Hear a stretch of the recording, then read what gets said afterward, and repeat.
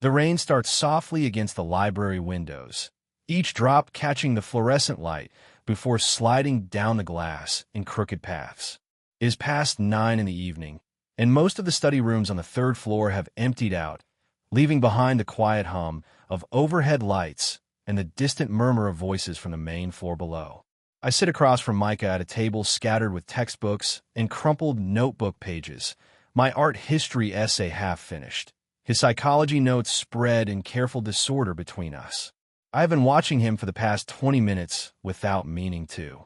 It happens like this sometimes, this gravitational pull of my attention toward him. He chews the end of his pen when he concentrates, leaving small indentations in the blue plastic. His hair falls forward over his eyes, and he pushes it back with the heel of his hand in a gesture I have memorized without permission. There is something about the way he inhabits space that draws me in, as if he exists in sharper focus than everything else around him. He looks up suddenly, catching me in the act of staring. My heart jumps against my ribs, a trapped bird trying to escape, and I feel heat rise in my cheeks. This is how it always happens. This is the moment I should look away, return to my essay about Renaissance symbolism, pretend I was lost in thought about something else entirely. Instead, I find myself smiling, that involuntary response that seems to surface whenever our eyes meet. Micah sets down his pen and leans back in his chair. The movement is slow, deliberate, as if he is studying me the way I've been studying him. His eyes are serious, darker than usual in the artificial light, and there is something in his expression I cannot quite read. We have been friends for 3 years, since freshman orientation, when we discovered we both had an inexplicable fondness for terrible late-night movies and strong coffee. I know the shape of his thoughts, the way he argues with professors, the sound of his laugh when he finds something genuinely funny rather than just polite. But this look is new, and it makes something flutter nervously in my chest. "Why do you always smile when you look at me?" he asks softly, and the question lands between us like a stone dropped into still water. The words hang in the air, simple and impossible. I feel my face go warm, then cold, then warm again. My fingers tighten around my pen until the plastic digs into my skin. This is not a question I am prepared for. Not tonight, not ever. It cuts too close to the truth I have been carefully avoiding, the one I bury under casual conversation and shared homework and the comfortable routine of friendship. I try to laugh, the sound catching awkwardly in my throat. "What do you mean?" I say, but the words feel hollow even as they leave my mouth. I duck my head behind my notebook, pretending to read something important in my scrawled notes about Botticelli. The margins are filled with small drawings I do not remember making, abstract shapes that somehow resemble the curve of Micah's shoulder, the line of his jaw. He does not let me hide. "Julian," he says, and my name in his voice has a weight it did not carry before. "Look at me." I lift my eyes reluctantly, and there he is, leaning forward slightly, his elbows on the table between us. The distance feels both vast and insignificant, close enough that I can see the small scar above his left eyebrow from when he fell off his bike in middle school, far enough that I cannot reach out and touch it without making a choice I am not ready to make.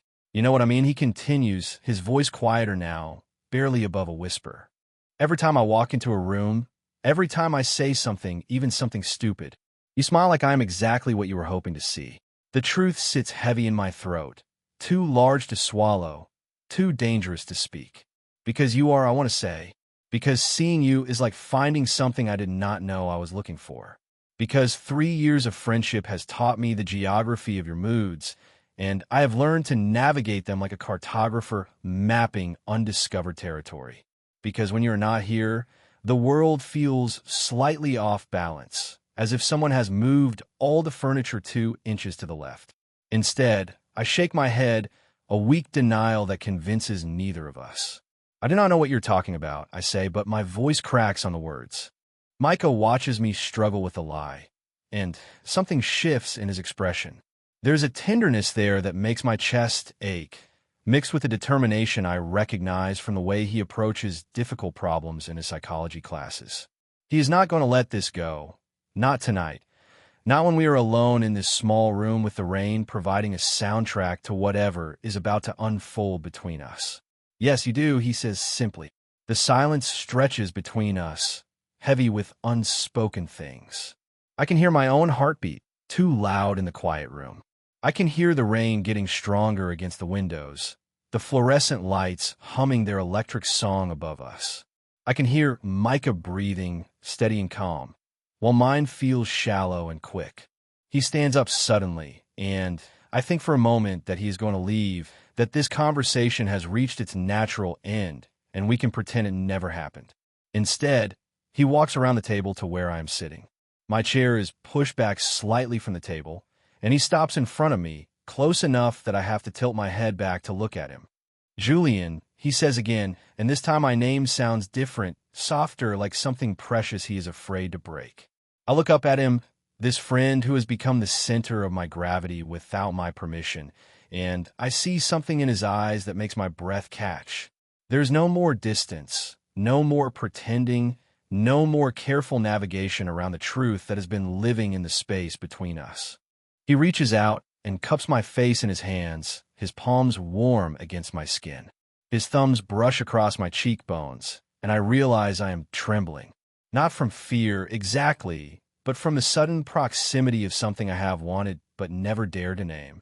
I have been wondering about that smile for months. He whispers, and then he is leaning down, closing the distance between us with an inevitability that feels like gravity itself. When his lips touch mine, the world tilts on its axis. The kiss is soft, tentative at first, a question rather than a statement. But then I'm kissing him back, and the question becomes an answer, becomes a door opening onto a landscape I never imagined I would be allowed to explore. It lasts only a moment, but that moment contains multitudes. 3 years of careful friendship, of stolen glances and unspoken longing, of learning to love someone from a distance because proximity felt too dangerous. All of it collapses into this single point of contact, this place where we are no longer pretending to be just friends. When he pulls back, his hands still framing my face, we stare at each other in the aftermath. The rain continues its percussion against the windows. The fluorescent lights continue their electric hum.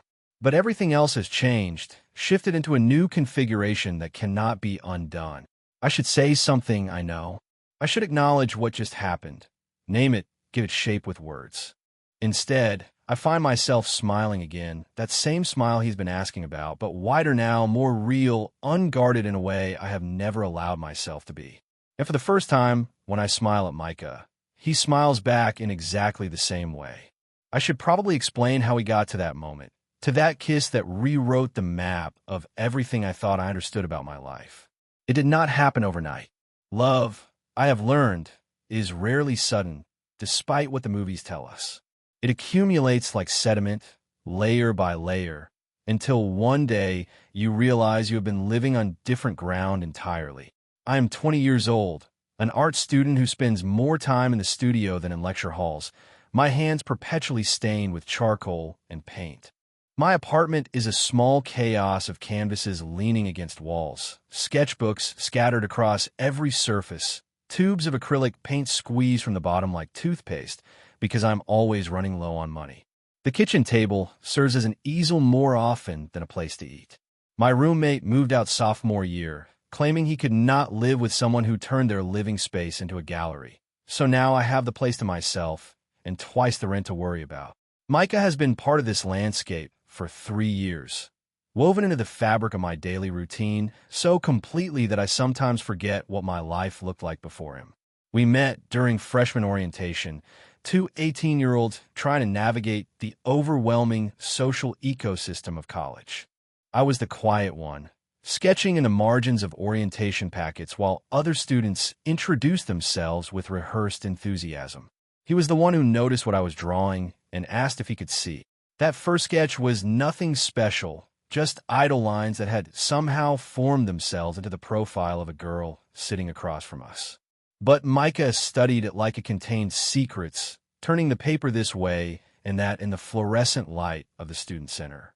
You see things differently, he said, and something in his voice made me look up from my nervous habit of fidgeting with my pen. He is studying psychology, drawn to the mystery of why people do the things they do, say the things they say, choose the paths they choose. His dorm room, and later his apartment, reflects this fascination.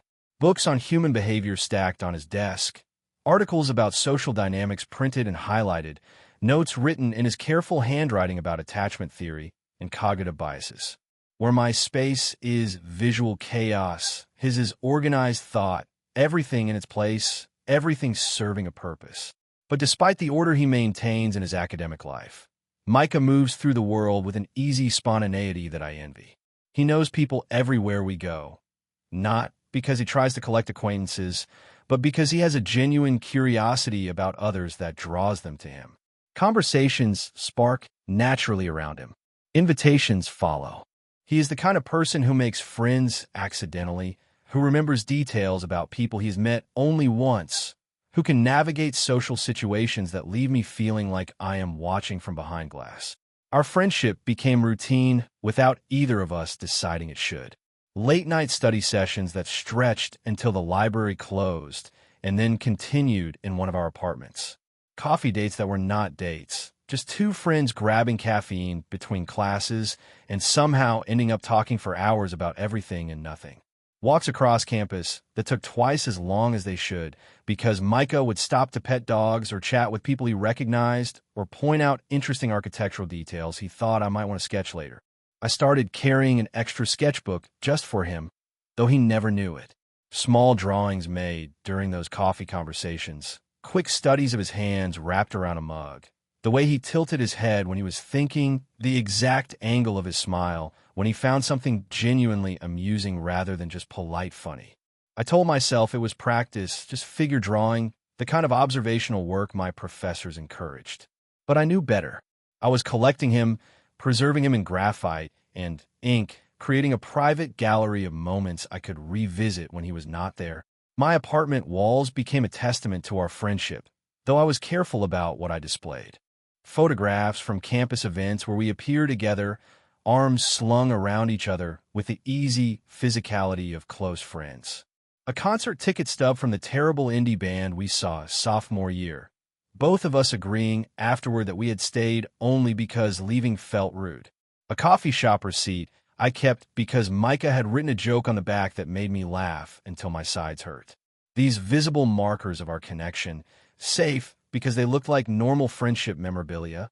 The drawings of him stayed hidden, tucked into sketchbooks I kept in my bedroom, slipped between pages of class assignments and figure studies of anonymous models. Sometimes I would catch myself looking at them late at night, tracing the lines I had drawn of his face, wondering what it would feel like to touch the real version instead of the paper one. Living carefully in this space between friendship and something unnamed became its own art form. Learning to calibrate my responses, to smile just enough to seem happy to see him without revealing the way my heart sped up when he walked into a room. Listening to him talk about dates with other people, offering appropriate friend advice while something in my chest quietly crumbled. Accepting that loving him silently was the price of having him in my life at all. But patterns, even careful ones, begin to show their seams over time. 3 years of practiced restraint, of measured responses, of being everything he needed except honest about what I wanted. 3 years of perfecting the performance of casual friendship while the truth grew stronger and harder to contain. By the time we ended up in that library study room, by the time he asked me why I smiled at him the way I did, the question had been building its pressure for months, maybe longer. The kiss was not sudden after all. It was inevitable, the natural conclusion to a story we had been writing together without realizing it, line by careful line. The shift began in October, subtle at first, like the way autumn colors creep into leaves before you notice summer has ended. Micah started paying attention differently, his gaze lingering on me during conversations in a way that made my skin feel warm and exposed. I told myself I was imagining it. That 3 years of careful observation had made me hypersensitive to every change in his expression, every pause in his speech. But then he started asking questions. We were walking back from the campus coffee shop on a Tuesday evening when he first brought it up, both of us carrying paper cups that steamed in the cool air. The conversation had been ordinary, something about his abnormal psychology class and a paper he was writing on attachment disorders. Then he stopped mid-sentence and turned to look at me. "You know, you do this thing," he said, his voice casual, but his eyes serious. "When I talk, you get this expression like I am saying something profound, even when I'm just complaining about my professor or talking about the weather." I took a sip of my coffee to buy time, burning my tongue slightly. "What thing?" I asked, though my heart had already begun its familiar acceleration. "That smile," he said, "like you're keeping a secret, and it is a good one." I laughed, the sound forced and too loud in the quiet evening air. "Maybe you're more profound than you think," I told him, deflecting with humor the way I had learned to do. "Maybe your observations about attachment disorders are revolutionary, and I am just the first to recognize your genius." He smiled at that, but his eyes remained thoughtful, studying my face in a way that made me want to look away and hold his gaze forever at the same time. The moment passed, and we continued walking, but something had been planted, a seed of awareness that would grow in the weeks that followed. It became a pattern after that, these small moments of examination. He would catch me in the act of watching him, and instead of looking away, he would hold the connection, as if he were conducting some kind of experiment. During study sessions, I would glance up from my textbook to find him already looking at me, his pen suspended over his notebook, his expression curious and unreadable. The teasing started soon after, gentle but persistent. "Julian," he would say when I smiled at something, he said, "there you go again with that look." Or he would catch me sketching during a break in our homework and ask if I was drawing him, his tone playful but with an undercurrent of something I could not quite identify. I always denied it, showing him whatever abstract shapes or architectural details I had actually been working on, but I could feel him watching me lie. The catalyst came on a Thursday night in early November. A group of his psychology classmates had gathered at someone's apartment for what was supposed to be a study group, but had devolved into a small party. I had not planned to go, preferring the solitude of my own space and the comfort of my art supplies, but Micah had asked specifically for me to come. "I need a friendly face," he had said, and I could never refuse him when he asked for something directly like that. The gathering was small, maybe 15 people scattered around a living room that felt too cramped for the number of bodies it contained. I found a corner and settled in with a beer I did not really want, content to observe the social dynamics playing out around me. Micah was in his element, moving easily between conversations, making people laugh, asking questions that drew others out of their shells.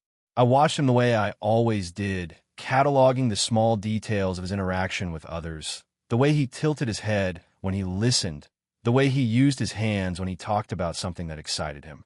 I was so absorbed in my observation that I did not notice when he extricated himself from a conversation across the room and came to sit beside me on the couch. "Having fun?" he asked, settling close enough that his knee brushed against mine. "Sure," I said, though we both knew I was more comfortable watching than participating. He was quiet for a moment, both of us looking out at the room full of his classmates. Then he leaned closer, his voice low enough that only I could hear him over the music and conversation. "You're doing it again," he said. "Doing what?" I asked, though I already knew.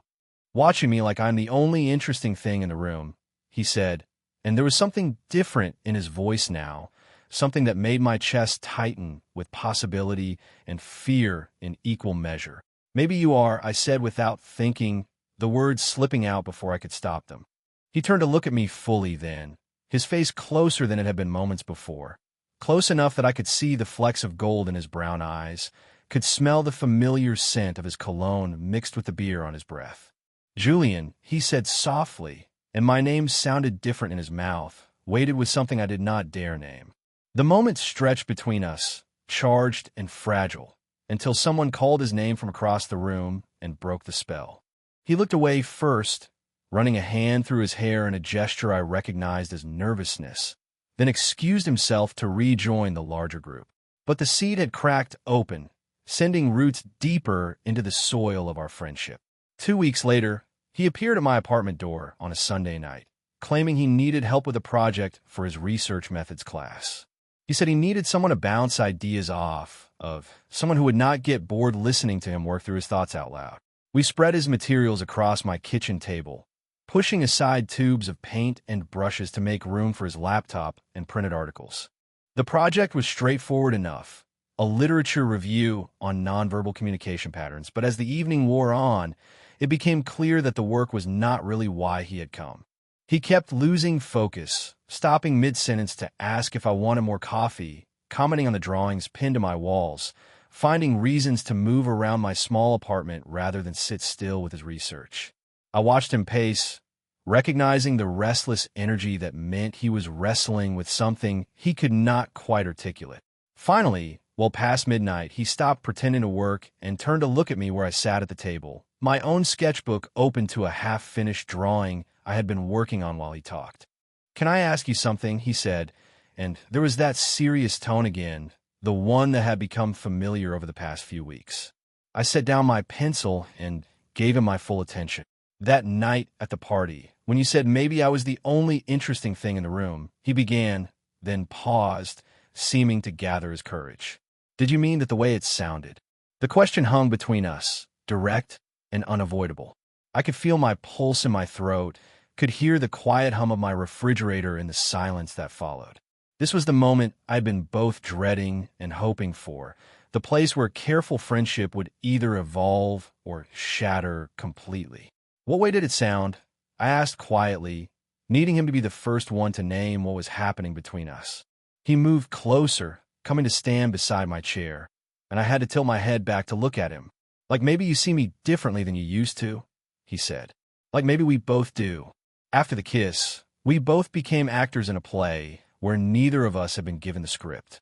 The next morning arrived with all the weight of ordinary Monday routine, as if the world had not fundamentally shifted on its axis the night before in that library study room. I woke up in my own bed, staring at the ceiling where late autumn light filtered through my blinds in familiar patterns, and for a moment I wondered if I had dreamed the whole thing. But my lips still held the memory of his mouth, and my hand still trembled slightly when I thought about the way he had cupped my face, so gentle and sure at the same time. The kiss had been real. The question was what came next. I arrived at my morning painting class early, setting up my easel with more care than usual, arranging my palette with colors I did not need yet. The studio felt like a refuge, a place where I could lose myself in the familiar rhythm of brush against canvas and pretend my heart was not racing every time I thought about seeing him again. But concentration eluded me. The still life we were working on, a collection of pottery and dried flowers arranged on a draped table, seemed impossibly boring compared to the landscape of possibility that had opened up between Micah and me. My phone buzzed with a text from him around 10 in the morning. "Coffee after your class," it said, simple and neutral, as if we had not crossed a line that could not be uncrossed just 12 hours earlier. I typed and deleted half a dozen responses before settling on just sure. When I walked into the campus coffee shop that afternoon, he was already there, sitting at our usual table by the window, 2 cups waiting between the empty chairs.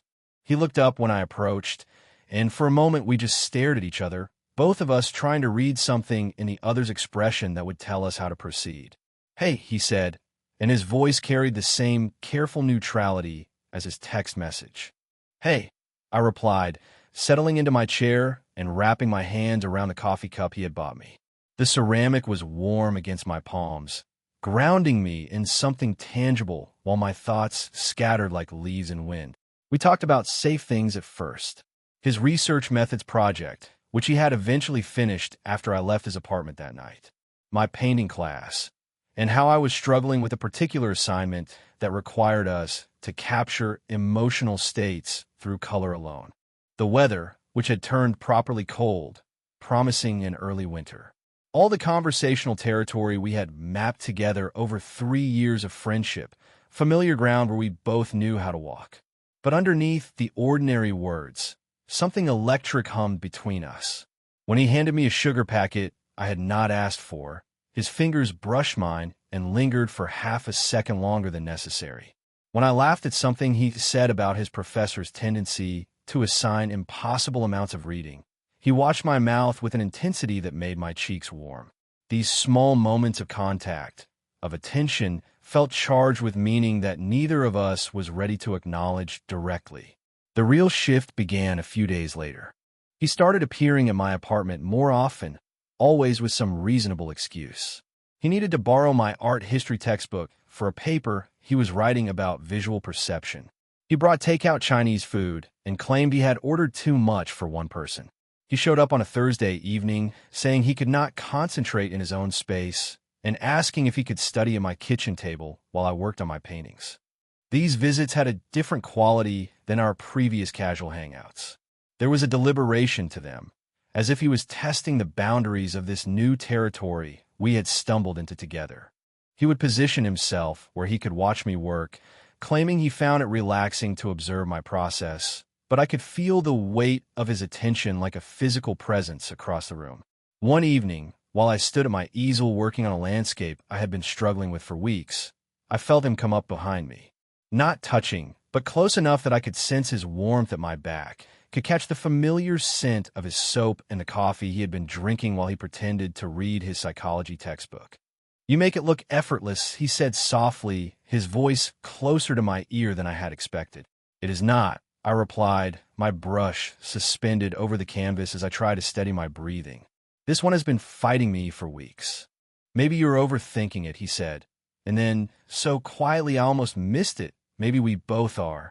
I turned to look at him then, and found him watching me with that same expression he had worn in the library, serious and searching, and something else I was afraid to name. We were standing closer than friends usually stand, close enough that turning had brought us nearly face to face, close enough that I could count his eyelashes if I wanted to be ridiculous about it.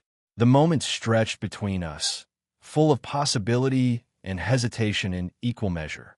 I thought he might kiss me again, hoped he would, but instead he stepped back, running his hand through his hair in that nervous gesture that had become more frequent since that night in the library.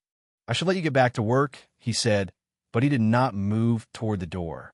"You do not have to go," I said, and heard the invitation in my own voice, clearer than I had intended it to be. He stayed until nearly midnight, both of us pretending to focus on our respective work while the air between us grew thicker with unspoken things. When he finally gathered his books to leave, he paused at my door, his hand on the knob, and looked back at me. "Julian," he said, and then stopped, as if the rest of the sentence was too dangerous to speak out loud. I waited, hoping he would find the courage to finish the thought, but he just shook his head and said good night instead. After he left, I stood in my living room surrounded by the evidence of his presence. His coffee cup still on the kitchen table, a pen he had forgotten beside his notebook, the impression his body had left in the couch cushions. The space felt charged with his absence, as if he had left something invisible but vital behind. I was falling in love with my best friend, and from the way he kept finding reasons to be near me, the way he watched me when he thought I was not paying attention, the way he said my name like it meant something different now, I was beginning to suspect he might be falling too. The breaking point came on a Wednesday evening in late November, when the first snow of the season had started falling in fat, lazy flakes outside my apartment windows. Micah had been sitting on my bed for the past hour, ostensibly helping me organize slides for an art history presentation I had to give the following week. But neither of us had looked at the projected images in 20 minutes. Instead, we had fallen into one of those comfortable silences that had become more frequent between us, the kind where words felt unnecessary and possibly dangerous. He was leaning against my wall, his legs stretched out across my comforter, laptop balanced on his thighs but forgotten. I sat cross-legged at the foot of the bed, my own notes scattered around me like fallen leaves, but my attention had long since drifted from Renaissance painting techniques to the way the lamplight caught in his hair, the way his fingers drummed absently against the laptop case. This had become our new normal over the past few weeks. These study sessions that were not really about studying, these moments of shared space where we orbited around each other like binary stars, held together by gravitational forces we had not yet learned to name. The tension had grown so thick I could practically taste it, sweet and electric on my tongue, every time he looked at me a beat too long, every time our hands accidentally brushed when reaching for the same pen. "You still have not answered me," he said suddenly, his voice cutting through the quiet like a blade through silk. I looked up from my notes, though I had not been reading them anyway. "What do you mean?" I asked, but my heart had already begun its familiar acceleration, because I knew exactly what he meant. From that night in the library, he said, his eyes steady on mine. "When I asked you why you smile at me the way you do, you never actually answered." The room felt suddenly smaller, the walls pressing closer, as if the space itself was responding to the weight of the conversation. Outside, the snow continued its gentle assault against the windows, creating a cocoon of white silence around my apartment. I could hear my own breathing, shallow and quick, could hear the distant hum of the radiator clicking on to fight the cold. I tried to deflect the way I always did, opening my mouth to make some joke about his persistence, to turn the moment light and manageable. But something in his expression stopped me. There was a determination there I had not seen before, a quiet resolve that said he would not let me escape behind humor this time. "Julian," he said, and the way he spoke my name felt like a gentle trap, warm and inescapable. "We both know something changed between us that night. We both know we cannot keep pretending it did not happen." My throat felt dry, my tongue heavy and useless. 3 years of careful friendship, of measured responses and practiced restraint, had not prepared me for this moment of absolute honesty. The truth sat in my chest like a living thing, too large to contain any longer, but too terrifying to release. "Why does it matter?" I asked finally, my voice barely above a whisper. "Because I need to know if I imagined it," he said, shifting closer on the bed, close enough that I could see the flecks of uncertainty in his brown eyes. "Because I've been losing my mind trying to figure out what that kiss meant, what any of this means." The confession hung between us, brave and vulnerable, and I realized that he had been carrying the same weight I had, the same questions and fears and desperate hope. For weeks, I had been so focused on my own internal turmoil that I had not fully considered that he might be struggling too, that the careful distance we had both been maintaining might be costing him as much as it was costing me. I looked at him sitting there on my bed, surrounded by the detritus of our pretend study session, his laptop forgotten and his attention focused entirely on me. His hair was slightly messed from running his hands through it, a nervous habit that had become more pronounced since that night in the library. There was a vulnerability in his posture that made something in my chest ache with tenderness and terror in equal measure. The silence stretched between us, heavy with possibility. I could feel the weight of the moment, the sense that whatever I said next would determine the shape of everything that followed. 3 years of friendship hung in the balance, along with something else, something more fragile and infinitely more precious. I thought about lying, about finding some way to deflect or minimize what was happening between us. I thought about protecting myself, protecting him, protecting the comfortable boundaries we had lived within for so long. But looking at him, at the careful hope in his expression, at the way he was holding himself so still as if any sudden movement might shatter whatever we were building between us, I realized that the truth was the only gift worth giving. "Because I cannot help it," I said, the words falling from my lips like stones dropped into still water. "Because I like you more than I should." The admission settled between us, simple and devastating. I watched his face for signs of retreat, for the moment when friendship would reassert itself and push us back into safer territory. Instead, his expression softened into something that looked dangerously close to relief. "More than I should," he repeated quietly, as if testing the weight of the words. "More than friends should," I clarified, my voice stronger now that the worst part was over. "More than is smart or safe or probably good for either of us. I have been carrying this for so long, Micah, watching you, wanting more than I could ask for, pretending that what I felt was just friendship when it has not been just friendship for a very long time." He was quiet for a long moment, processing what I had just given him. Outside, the snow had intensified, creating a wall of white against the dark glass of my windows. The room felt insulated from the world, as if we'd been transported to some private universe where only this conversation existed, where only this moment mattered. "How long?" he asked softly, and I could hear something like wonder in his voice. "A year," I said, then corrected myself because honesty demanded accuracy. Maybe longer. Maybe since the beginning, but I was too scared to let myself know it. He moved closer then, crossing the small distance between us until we were sitting face to face on my bed, close enough that I could feel the warmth radiating from his body, could see the way his pupils had dilated in the lamplight. "Julian," he said, his voice rough with something I could not quite identify. "All this time, I thought I was going crazy. I thought I was imagining the way you looked at me, the way everything felt different between us.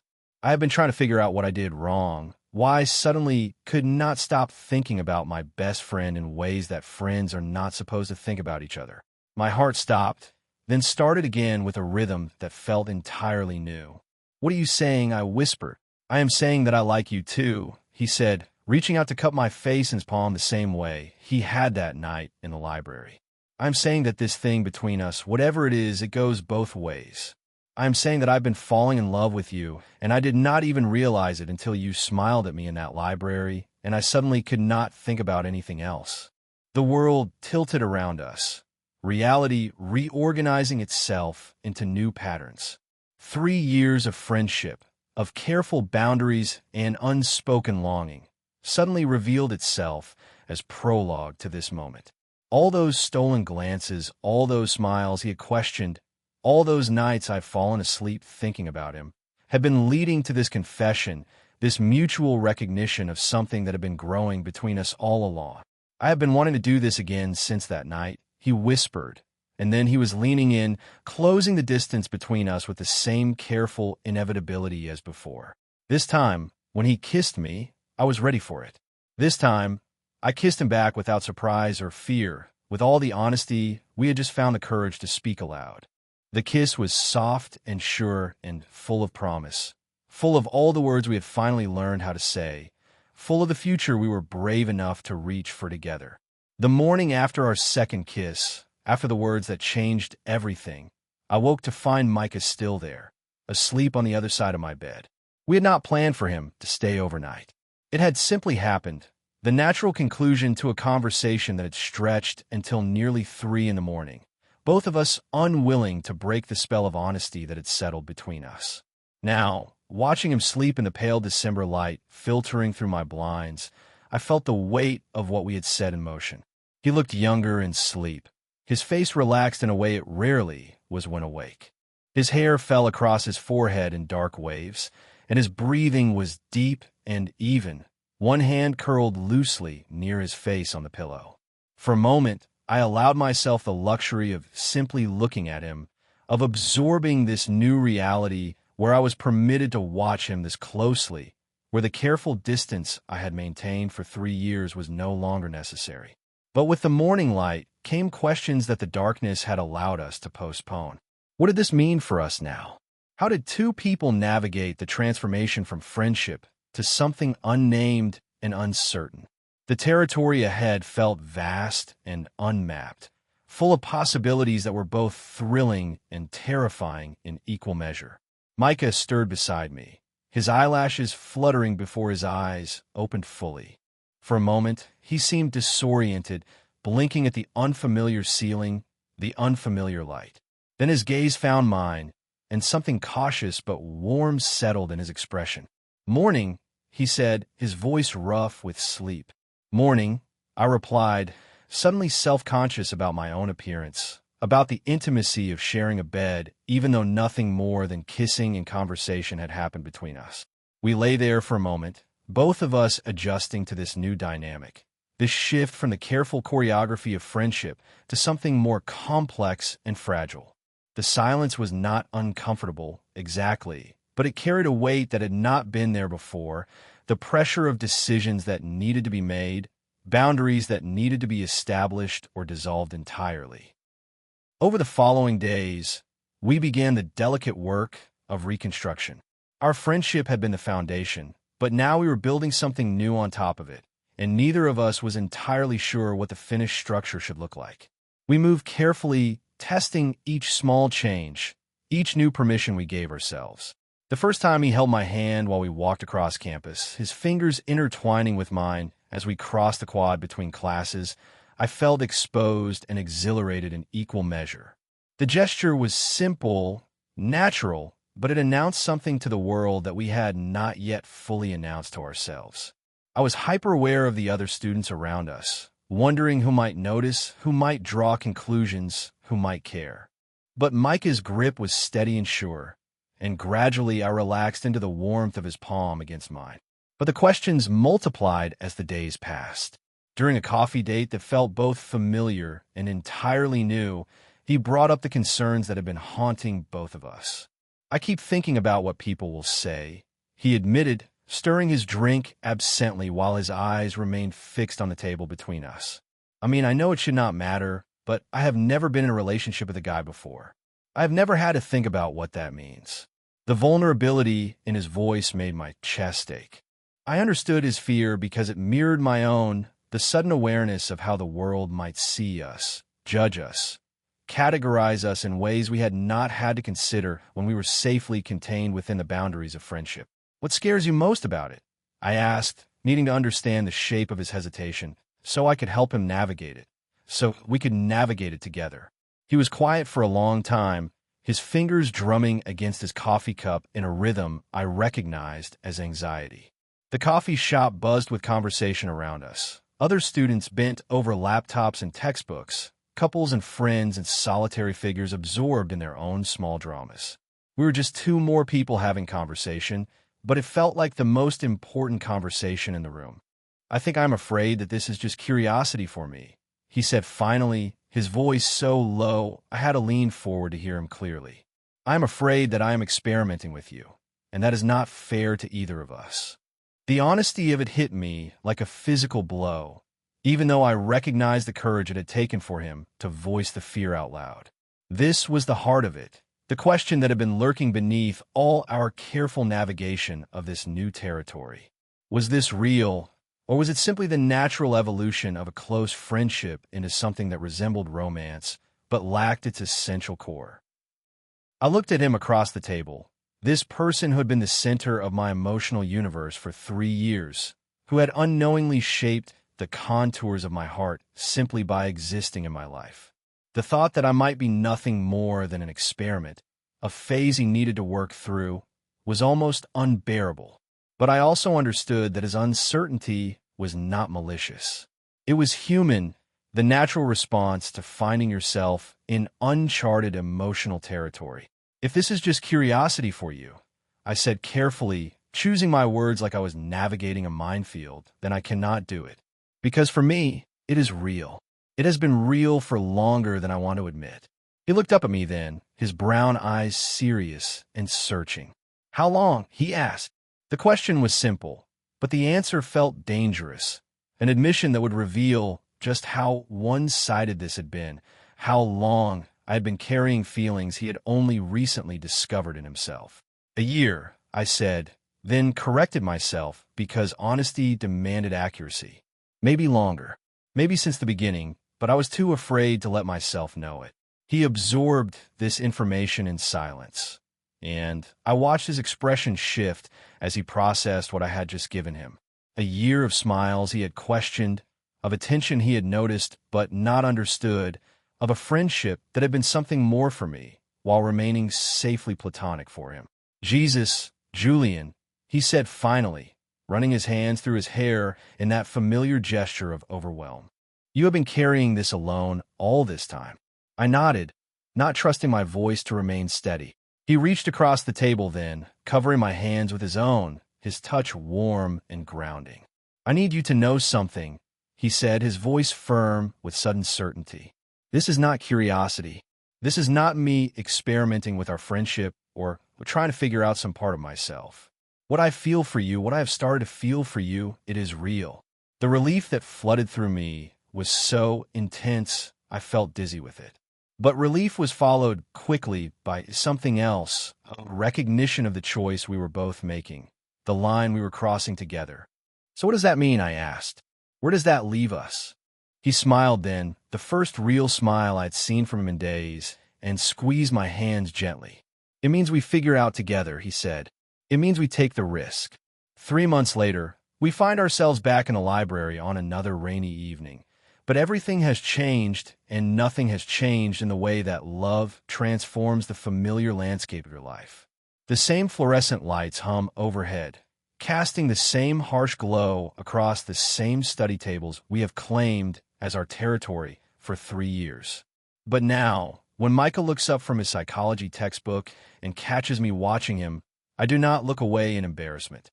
Now, when he smiles at me across the scattered papers and empty coffee cups, I smile back without reservation, without the careful measurement that once governed every expression.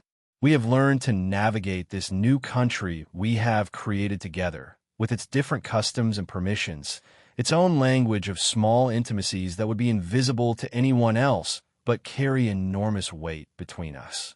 The way he reaches for my hand when we walk between classes, his fingers finding mine with the casual certainty of established habit. The way I sketch him openly now, no longer hiding the drawings in secret notebooks, but letting him see himself through my eyes, letting him understand what his face looks like when he is concentrating, when he laughs, when he looks at me with that particular expression that still makes my heart accelerate. It has not been without complications. This transformation from friendship to something that does not yet have a comfortable name. There have been moments of uncertainty, times when the old patterns of careful distance reasserted themselves before we remembered we no longer needed that protection. There have been conversations with friends who noticed the change in our dynamic, questions we learned to answer with varying degrees of honesty, depending on who was asking and how much we trusted them with the precious, fragile thing we had built between us. But mostly, there's been the quiet joy of being known completely, of having the person who understands you best in the world also be the person who chooses to love you despite that understanding, or perhaps because of it. The relief of no longer having to edit my responses, no longer having to calculate the appropriate level of enthusiasm when he walks into a room, no longer having to pretend that seeing him is not the best part of most days. Tonight, as we work on our respective assignments in the comfortable silence we have perfected over years of shared study sessions, he does something that has become routine but still surprises me with its casual intimacy. Without looking up from his notebook, he reaches across the table and nudges my foot with his, a small contact that serves no purpose except to acknowledge that I am there, that he is aware of my presence in the way you are aware of your own heartbeat. I look up from the art history paper I have been struggling with for the past hour, and find him watching me with that expression I have learned to recognize, the one that says he has been thinking about something that has nothing to do with his coursework. What I ask, setting down my pen and giving him my full attention. "You're doing it again," he says, but this time there is no question in his voice, no uncertainty or confusion. This time, the observation carries warmth and familiarity, the comfortable recognition of a pattern we have both learned to appreciate rather than fear. "Doing what?" I ask, though I know exactly what he means and he knows that I know. Smiling at me like I am exactly what you were hoping to see, he says, echoing the words he spoke months ago in the same room, when everything between us was still potential rather than reality. "Maybe you are," I tell him, the same response I gave him that night, but now the words carry no danger, no risk of exposure or rejection. Now, they're simply truth, spoken freely in the space we have created where truth is safe. He grins at me, that full smile I have loved for 3 years, but only recently been allowed to claim as partly mine, and then he does something that would have been impossible in the old configuration of our relationship. He stands up, walks around the table to where I am sitting, and leans down to kiss me, right there in the middle of the library study room where it all began. The kiss is soft and brief, appropriate for public space, but unmistakably romantic, unmistakably ours. When he pulls back, I am smiling again, that same involuntary response that started all of this. But now he smiles back in exactly the same way, and I understand that this is what reciprocity looks like, what it feels like to have your love reflected back to you in equal measure. "Good," he says, settling back into his chair, but reaching for my hand across the table, intertwining our fingers in a gesture that has become as natural as breathing. "I was hoping you would say that." We sit there for a moment, hands joined across the scattered papers and abandoned textbooks. And I think about how we got here, about the long journey from that first question he asked me months ago to this moment where questions have been replaced by answers, uncertainty by choice, fear by the kind of love that makes you braver rather than more careful. The rain continues its percussion against the windows, the same sound that provided the soundtrack to our first kiss, our first acknowledgement that the space between us had become something worth crossing.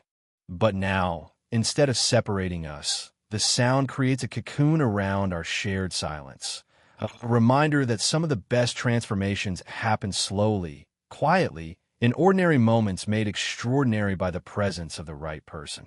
Under the table, our hands remain linked, hidden from the world but unmistakably real, a secret made luminous not by its concealment but by its truth. The smile that started everything continues to play at the corners of my mouth, but it no longer belongs only to me. It belongs to both of us now, to this love we have built together from friendship and honesty and the courage to risk everything familiar for the possibility of something better. And when Micah squeezes my hand gently and returns to his psychology notes, still smiling that same smile, I finally understand what it means to be completely known and completely loved at the same time. I understand why I smile when I look at him, and more importantly, I understand why he smiles back.